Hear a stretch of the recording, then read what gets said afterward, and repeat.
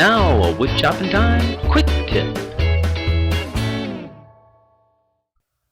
Hello, fellow wood chopperoos. The Big Chopperoo and Safety Dan here. Hey. And today's episode deals with the old Stanley 148 hand plane. Recently, I was hired to repair a small section of a wooden floor. Now the floor, well, it was just your basic knotty pine with a tongue and groove construction. Now I could set up my router with a matching set of bits to do this, but because it's so small, I'll just reach for my trusty hand plane, which is quieter and makes shavings instead of dust. The hand plane that I'll reach for is my trusty Stanley 148. Made from 1905 to 1958, its opposing handles makes this a unique looking hand plane. It has a groove-making blade on one side, and then when you turn it around, it has a blade that makes a tongue on the other side. Now, this particular hand plane was made to take boards from 7/8 of an inch thick to up to 1 inch. The predecessor to this was the Stanley 48. It was made to do tongue and groove boards from 3/4 of an inch up to 1 1/4 inches. And was made from 1875 up to 1944. It also had a unique fence that flipped around to change it from a groove to a tongue. Now, I don't own one of those planes, but my friend Dennis Laney does, so I called him up and asked him if I could borrow it. But he wouldn't let me.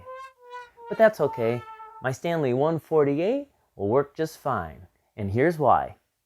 At closer examination of the original floor, this board is 3/4 of an inch in thickness, and the tongue is off-centered. If this was 7/8 in thickness, the tongue would have been exactly centered. So my hand plane will work and create that same off-centered tongue. Woohoo! I just need to make sure that I mark the outside of my board to keep it all consistent. Oh. Now, let me show you that hand plane in action. I'm going to begin with the end grain and form the tongue. A scrap piece of wood prevents tear out as the plane exits the board.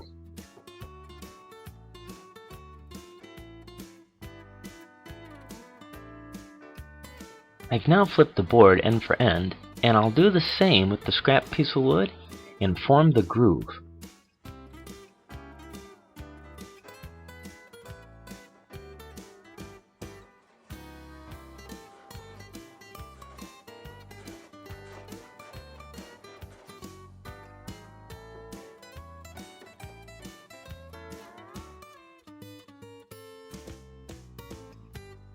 I'm now going to make the tongue on the edge grain. I'm also using my bench jacks here to hold the board in place.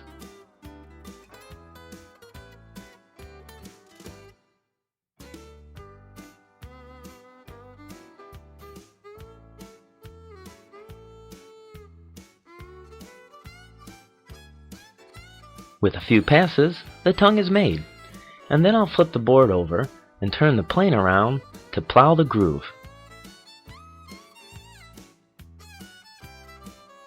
The tongue and groove are both predetermined in depth by bottoming out on the bottom of the plane.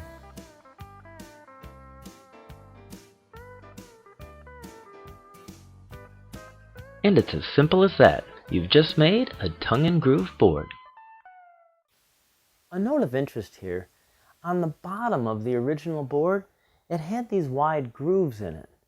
Now, I thought this was made for possible airflow to help prevent warping or cupping, but what I found out was it was just a way for the board to have fewer contact points, whether it be the subfloor or the joist, making for a flatter surface. Well, that's our episode today featuring the Stanley 148. Here, I got you something. What?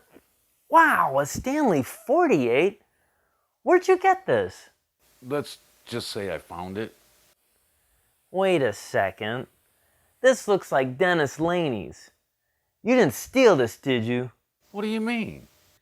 I mean, as in Article RCW 9A 56-140 define stolen property as knowingly to receive, retain, possess, conceal, dispose of a stolen item, property, knowing it has been stolen, and to withhold the same to the use of any persons other than the true owner or persons entitled thereto. No, I prefer to say I indefinitely borrowed it. Oh no, I want nothing to do with that. Take it back. Well, if you like what you saw, subscribe to us on YouTube. Or you can join us on Facebook. And don't forget about the blog. Well, there's one more thing that I gotta do. Chad, I think it's time for you to dance. Ooh, yeah. Open up in there, Wait a Chad. second. I think that's Dennis. I'm out of here. I know you got my hand playing.